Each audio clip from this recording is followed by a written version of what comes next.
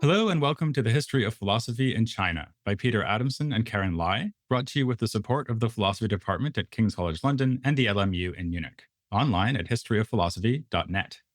Today's episode will be an interview about later Mohism with Chris Fraser, who is Chan Professor in the School of Chinese at the University of Hong Kong. Hi, Chris. Hi, Peter. Great to have you on the podcast. You're a leading expert of Mohism, so you're the perfect person to help us round off this series of episodes on their thought.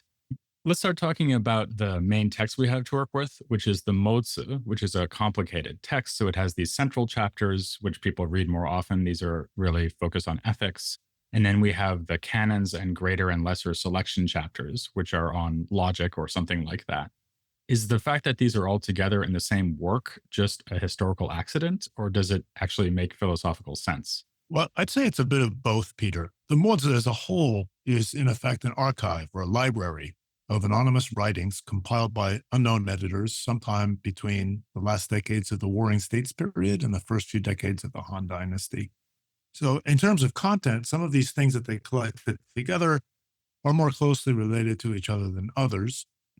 On one extreme, you've got the military writings, which of course have relatively little connection to the ethical and political material. The first three short books in the Mozi have little in common with most of the other material. By contrast, the fourth short book is a very concise, well-written elaboration of ideas from some of the ethical texts, in particular, heaven's intent texts. So the canons and the other dialectical writings include short pieces about geometry, optics, mechanics, and economics, all of which are of great interest for the history of science. And these also contribute to our understanding of the Mohist worldview, their epistemology, and their conception of explanation. But they're really only pretty loosely related to the ethical and political material. Now, I say loosely because although there's no direct relation, it's not surprising that these sort of proto-scientific inquiries were pursued by members of a social movement or a fellowship, which shared a general conviction that the patterns by which things work, including ethics and argument, can be identified and explained through investigation. So if we're considering specifically the dialectical and epistemological material, and we're asking your question about, why has it been collected together with the other material? Well, to a significant extent, it's an elaboration or a further investigation of argumentative techniques and epistemological notions that are introduced and applied in the triads and the dialogues of the conversations. The ethical material in the canons is also very clearly related to the ethics of those other writings. In some places, it goes a bit deep on key issues. And the survey of methods of argumentation in the lesser selection text covers rhetorical methods that are used in the Mozi and actually across the pre-Han literature, including in Ruist and other texts. So as you just mentioned, this is all obviously within a larger landscape of philosophy. And in particular, not only there's a kind of larger landscape of thinking about ethics, right? So with the Confucians or Ruists, for example, but there's also a context of debate culture. So there's a lot of people interested in drawing distinctions, like Gong Sung Long, for example, who's the author of the notorious White Horse is Not Horse material. So how do these parts of the Mozi that are about dialectic and logic fit into that larger culture of debate, as it were?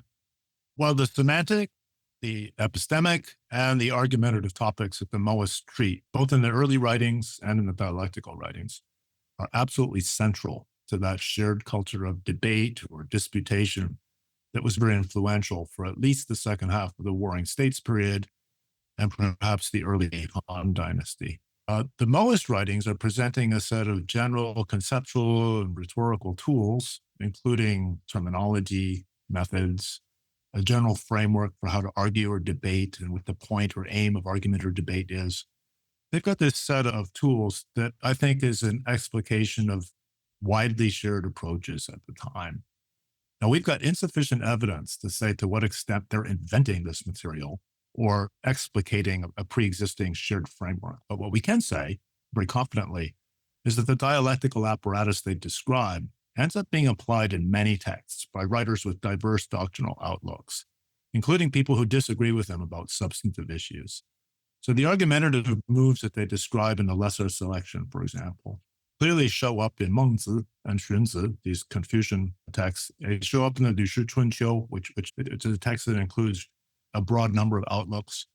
You'll find them in legalism. So you'll find them across the board. Most discussions of semantics seem mostly to be a bit earlier than the wave of interest in so-called zhengming, or correcting names, which shows up in the Xunzi, in the Lu Shi Chunqiu, in the Guanzi, and in a late layer of the Confucian Analects. But those discussions about correcting names represent one line of attempts to solve problems that emerge from the Mohist dialectics. And we know that there were a class of people called the disputers or the dialecticians, in Chinese it's 辩者, who were applying techniques that the Mohists described. Now, how does the debate culture fit into the broader historical context? Well, I think it does just as we'd expect. The Mohists are describing a shared technical framework that many thinkers and aspiring political advisors are applying to try to convince others of their views.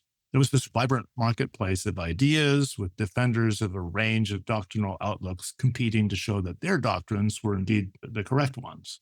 And the sources present many examples of them debating with each other face to face, through intermediaries, and sometimes we know that there was a practice of debating in court before aristocratic rulers at various ranks, partly for the audience's edification, partly for entertainment, partly to establish a reputation as a wise counselor or political advisor.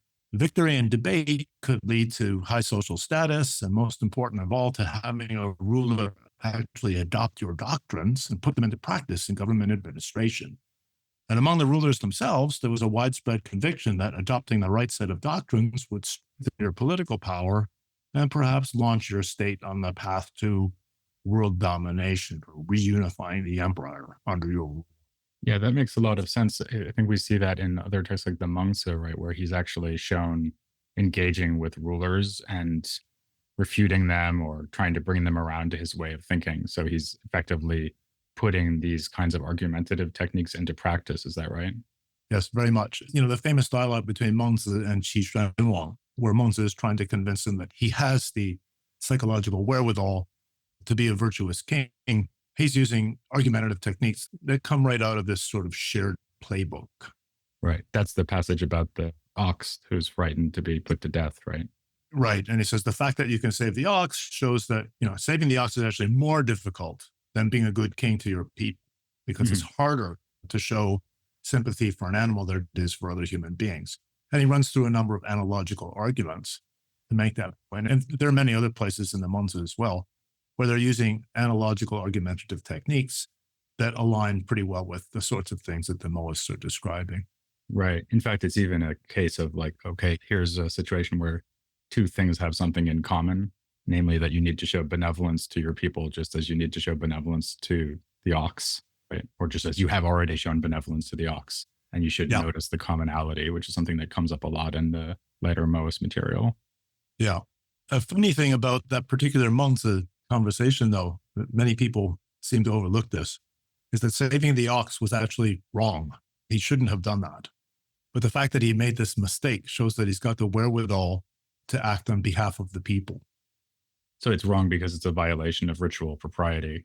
It was a violation of ritual, yes. He should have allowed the ox to be sacrificed, but he didn't. He lost control.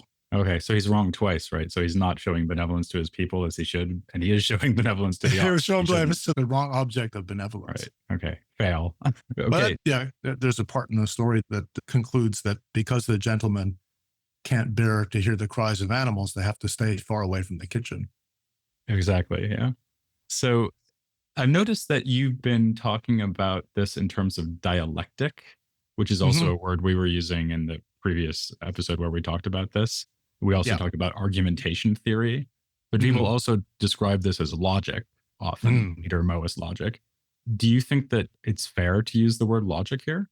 Yeah, I'm comfortable with all three of those terms. Some people want to use the word logic in a relatively narrow sense, but I see no problem with using logic in a very broad sense to refer to conceptual or inferential relations and to patterns of reasoning, including inductive or analogical reasoning, as well as deductive. In talking about the Mohists, I typically use the term dialectics myself, because I think of it as the loosest and broadest of those terms. And we might even be able to fit epistemology under it as well. Because I'm thinking of how loosely, Plato and Aristotle used the term dialectics. Very much of what the Mohists are doing would also fit under the label of argumentation theory, broadly construed. Of course, the Mohists, if we're going to use the word logic, they're not focusing on deductive logic, and they're certainly not focusing on formal logic. They don't really focus on inferences that take sentential form, including syllogistic logic. Now, I say don't focus because there are several canons that show a very clear, unmistakable grasp of the principles of excluded middle and non-contradiction. And so obviously the writers draw what you and I would consider valid deductive inferences in some contexts, but they don't thematize those inferences as a topic of inquiry, and they don't formulate them as principles. What they understand themselves to be doing in their language is that word bian, Chinese. And they give both a narrow and a broad explanation of what that is. And the narrow explanation is that bian is contending over which of two contradictory terms fits something. And in that context, we might say it's an argumentative activity. And the broad explanation is the one you get in the first few lines of the lesser selection text, where they claim, in effect, that bian is the core or the foundation of all inquiry, since it's the activity by which we settle what terms apply to what things, what patterns of sameness and difference underwrite the use of terms, what is beneficial and that's morally right according to them, the guidelines of good order, how things stand in the world, what assertions parallel what others. So here the scope of this field of bian expands to encompass the theory and practice of semantics, epistemology, and argumentation. What's crucial to understanding the broad claims about bian is that bian, in both of those senses, the narrow one and the broad one, is conceptually never fully distinct from a related word, which in Chinese is pronounced the same, but written with a different graph. And that word, also bian, refers to drawing a distinction, which is how the Mohists explain cognition and judgment. Cognition and judgment are understood as a matter of assessing sameness or difference, basically analogical pattern recognition.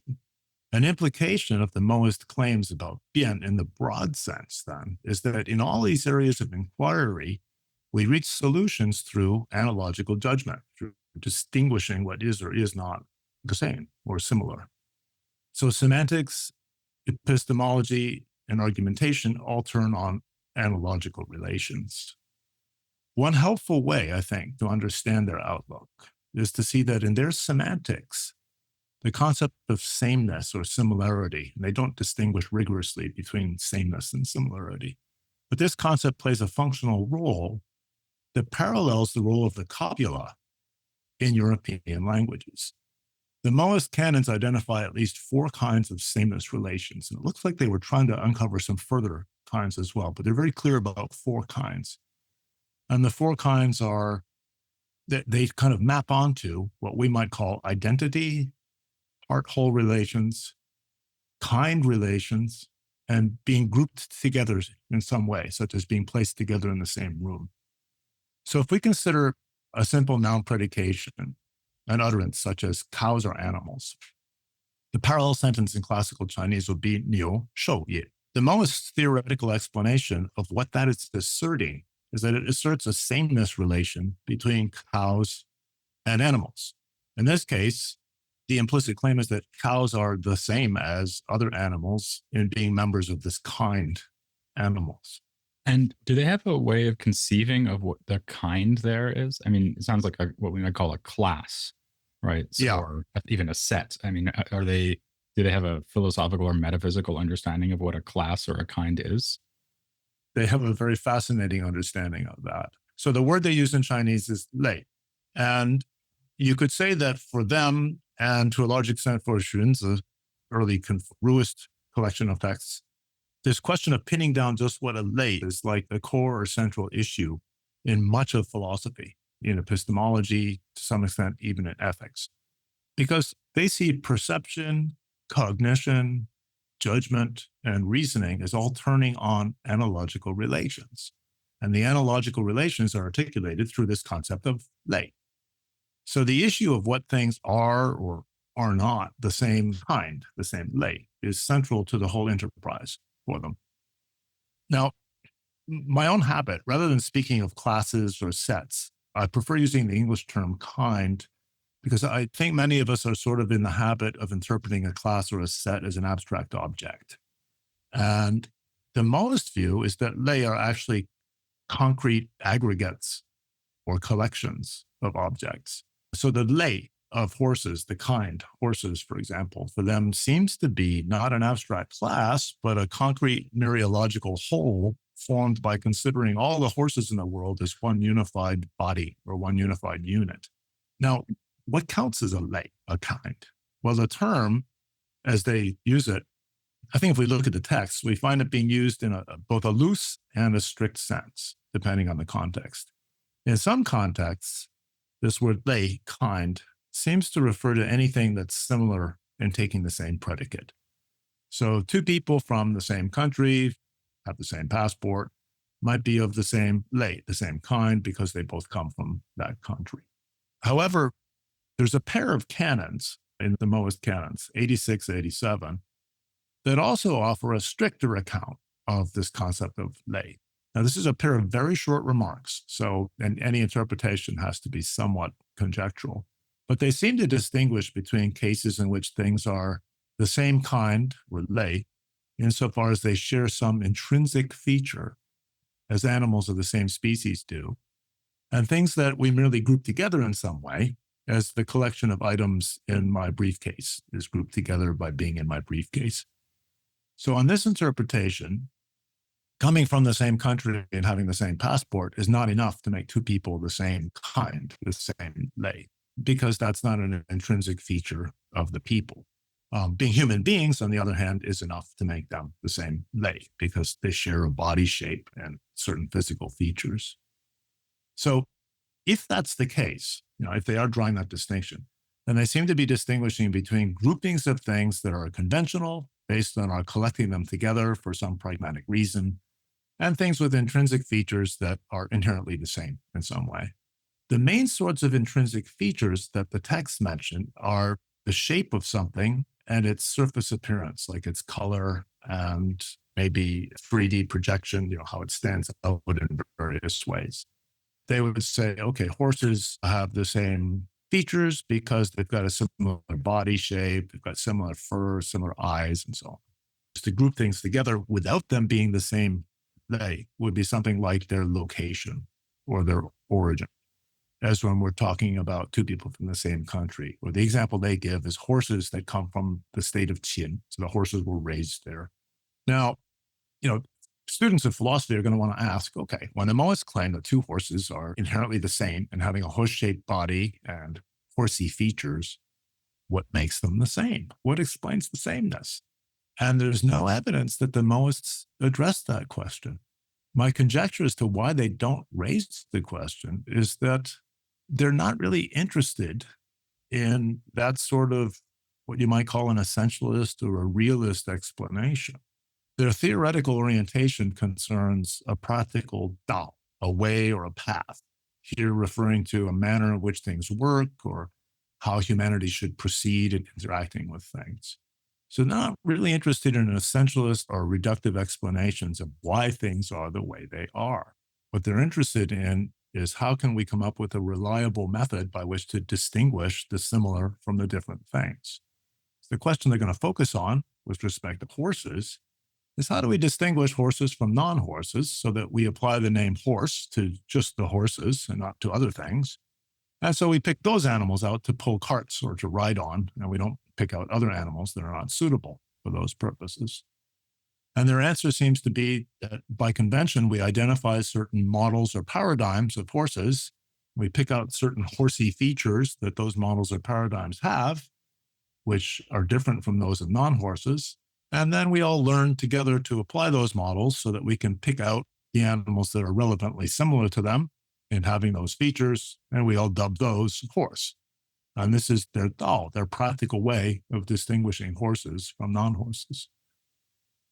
So that makes it sound like the whole project is kind of pragmatic in nature, like anything that will result in you having the right animals pull your carts and allow you to ride to market is a good procedure for selecting horses, right?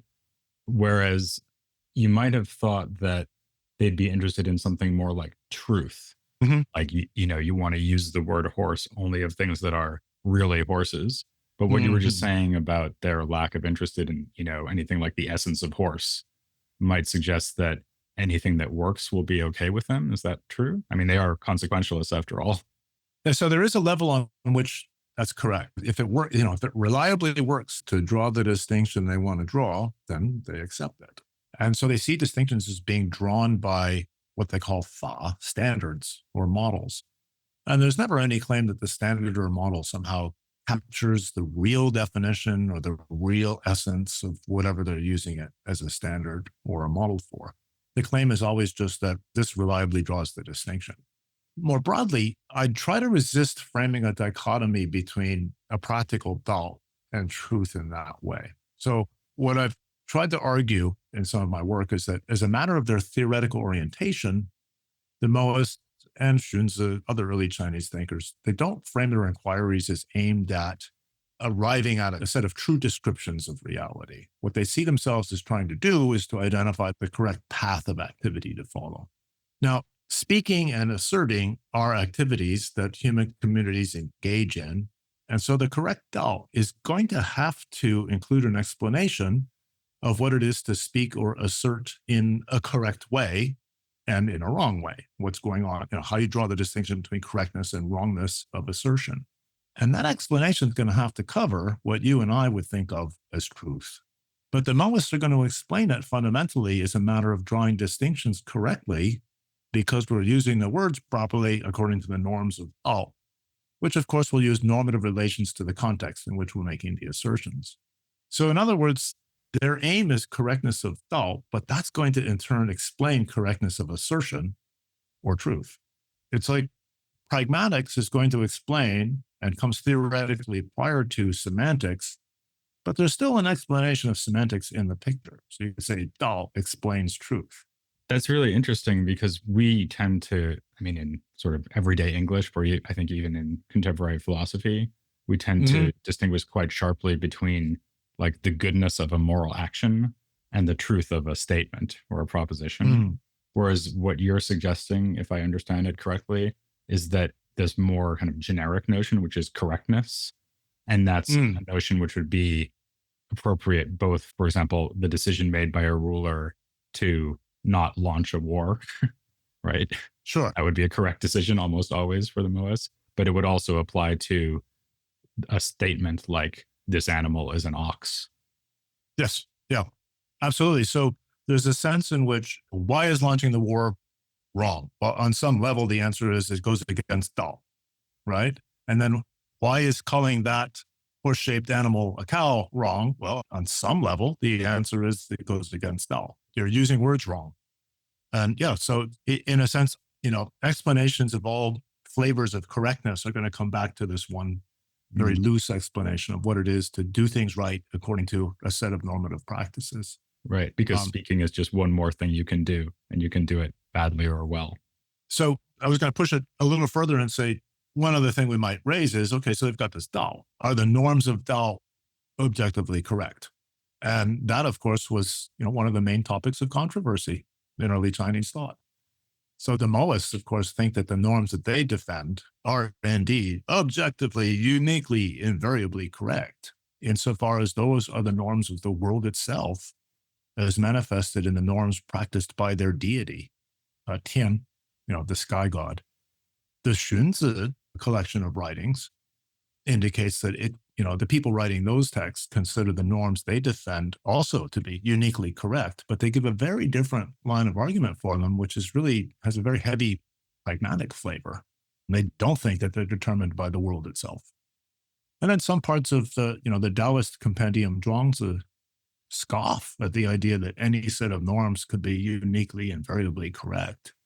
Although I think even there, they would allow that a plurality of norms can be, objectively, with scare quotes, objectively correct in the sense that everyone should agree that they do engage with the patterns of the world in a successful, well grounded way for some group of practitioners. Let's step back now to the broader historical context and talk about the later impact of Mohism, which is, I think, surprisingly little. So Mm, maybe you can correct me on that. But given how important all this sounds, I mean, we're trying to identify the correct Tao. They have this elaborate moral theory, which comes along with this elaborate theory of dialectic or logic. It doesn't seem to have had that much impact later on. mm, One of our previous interview guests, Ting Man Li, mhm, said when I interviewed her that maybe this is because Mohist thought is very relevant to the conditions of the warring states period, where you have these smaller polities which are coming into conflict with each other. And that mm. once the Han rise to preeminence and unify the kingdom, the whole kind of set of worries that drove Mohism was no longer so relevant, whereas Confucianism seemed to be very relevant. Would you go along with Mm. that, or do you think there are other reasons why Mohism almost even disappears from the historical record? Okay. Yeah, I have a couple remarks on that. So one is Li Tingmian's point about sort of the sociological, historical point about what happens to the Mohists themselves, I think is probably correct. That in the pre-imperial period, the Mohists were this very complicated social movement who had their own army, among other things. And it was very handy for the ruler of a small state to be on good terms with the Mohists because, you know, among other things, if you got attacked, they'd come to your defense and they were the best soldiers in the empire or in the pre-empire. So they had a kind of social influence that they eventually lost.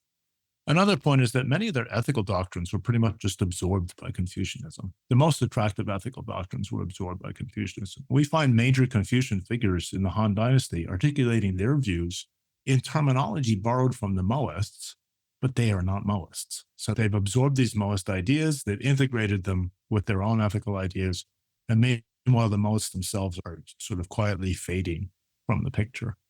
But in terms of the intellectual issues, how words or names can be used to pick things out is a subsidiary issue that's stemming from a more fundamental question. And the more fundamental question is, to what extent can names and speech guide our practice of Dao, of the way? Now, that's a shared background issue that ties together pretty much all discussions of names and speech in the pre-Han period. And the Mohists take up a very prominent stance on that issue, that yes, names and speech do reliably guide the practice of Dao. And they clarify a lot of the conceptual apparatus used in the ensuing discussions about that issue. Now, with the decline of the Mohist movement in the first decades of the Han Dynasty, the Mohists themselves fade from the scene. But the underlying issues continue to be discussed for quite a long time, although the discussion becomes less prominent than it was in the decades leading up to the Qin unification.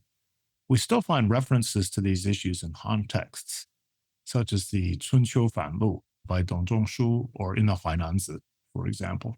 Now, by that time, the Mohist dialectical writings, so the issue is still there, but the Mohist dialectical writings are probably seldom studied.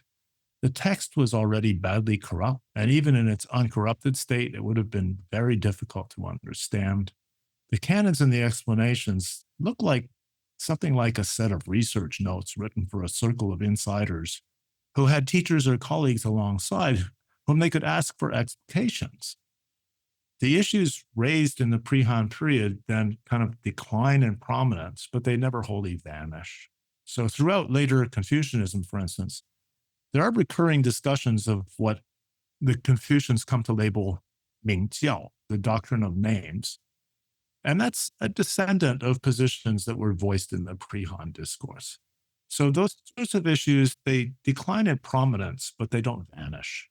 Okay, so that pretty much wraps up our coverage of Mohism, but I did want to ask you one other thing. So you're not only someone who writes about these texts, but you're also someone who translates them. In fact, the translation of the Mozi we've been quoting from in the previous podcast episodes is your translation. And you're also the author of a new translation of the Zhuangzi, which is a Taoist work that we're going to be tackling soon in the series. So I thought, as long as I've got you on, maybe you could tell us something about these projects. Like, what were some of the challenges you faced in translating these texts? They're also very different texts. So I was wondering Mm. what your experience translating the Mozi and the Zhuangzi was. It's almost like two completely different challenges. Well, thank you for mentioning these works. I produced that pair of translations because in each case, I'd been doing a lot of work on the text in question, and I thought readers might benefit from a new translation. In the case of the Mozi, this was because previous translations seemed to me really quite inaccurate. In the case of the Zhuangzi, it was because I thought we've continued to learn more about the content of the material. And by its nature, the Zhuangzi benefits from being presented through a range of interpretive voices. So I wanted to produce a translation that reflected some of what we've learned about the Zhuangzi in the last few decades, while also trying to present the content in relatively smooth, natural English. Some of the early translations, with A.C. Graham's translation, for instance, is in somewhat bizarre English, to be honest. So sometimes it's kind of hard to follow. Now, the aims and the style of the two translations I did are very different. In the Mozi's translation, I was trying to give the English reader a feel for the diction, the cadence, and the terminology of Mohist writing in the original Chinese. And the result is a translation that in places is deliberately a bit awkward in English. Because in my view, the original Chinese is also awkward. So I hope, though, that the prose allows the English reader to get an accurate feeling for how the Chinese reads and for the consistency of the Mohist's terminology, because they're very consistent. In the Zhuangzi translation, I was trying to write very different English. I was trying to write relatively smooth, natural English sentences, translating at the level of the sentence rather than the phrase, without sacrificing accuracy. In my view, there are some translations of the Zhuangzi out there that don't parse the Chinese sentence structure correctly. So I was trying to use English sentences that adhere to the grammar of the original in their parsing, but were otherwise quite natural English. The major challenge in the Mozi translation was handling the hundreds of philological problems associated with the dialectical writings. And as it turned out, the results of the work I did on those texts couldn't completely fit into the edition that Oxford planned. And so I had to publish a digital supplement to the work, which is available on my website. In many places in the dialectics, I concluded that the textual problems are so severe, they're actually unsolvable given the available evidence. And so I decided to abbreviate the text and to omit the problematic passages. The major challenge in translating the Zhuangzi is that in many passages, there's this high degree of uncertainty as to just what the wording is. And in some places, it appears that because these texts were initially written down before the script was unified. So it looks like early versions of the text used graphs that were maybe misunderstood or corrupted by later scribes. And you've got these, really impressive philological minds from the Qing dynasty, the 20th century in China, in Japan, and in the West, who in some places, I think, haven't been able to convincingly identify just what the wording should be. And then the other problem with the Zhuangzi that we all face is that there are places in which we're pretty clear about the wording, but exactly what the text is referring to can be somewhat mysterious. So for many of us, I think an inevitable outcome of publishing a translation is that we fall prey to a syndrome that I call chronic second guessing. So nowadays, I'm often tempted to rewrite the Mozi translation in smoother, more natural English sentences. And in the Zhuangzi, very often there are alternative word choices or phrases for a particular sentence that might work about equally well, but we're forced to choose just one. And sometimes I put the alternative in an endnote. But even though the book appeared only less than a year ago, I already have a file full of suggestions to myself about what to consider revising in the future, along with a few outright typos or other errors. Just to say one thing about those volumes, they're both published in the Oxford World Classics series, which I think is a wonderful series because they're very attractive, compact volumes that are available at a very economic price. But they have a series-wide format for citations and endnotes, which maybe many people won't find all that convenient, but we don't really have a choice about that. That format was set up many years ago, and we can't change it now. Well, we'll have the information on both of those translations in the further reading online, so people can see exactly what the publication information is. Well, that is a great transition to the next thing we're going to be talking about. We're not talking about the Zhuangzi quite yet, but we are making a transition now to Taoism. So that's the tradition we'll be introducing next time. And we will be getting on to the Zhuangzi, and we'll certainly consult your translation when we get there. For now, I'll thank Chris Fraser very much for coming on the podcast. Thank you, Peter. It's a pleasure to talk to you. And I will invite the audience to join me and Karen next time when we start to introduce Taoism here on the history of philosophy in China.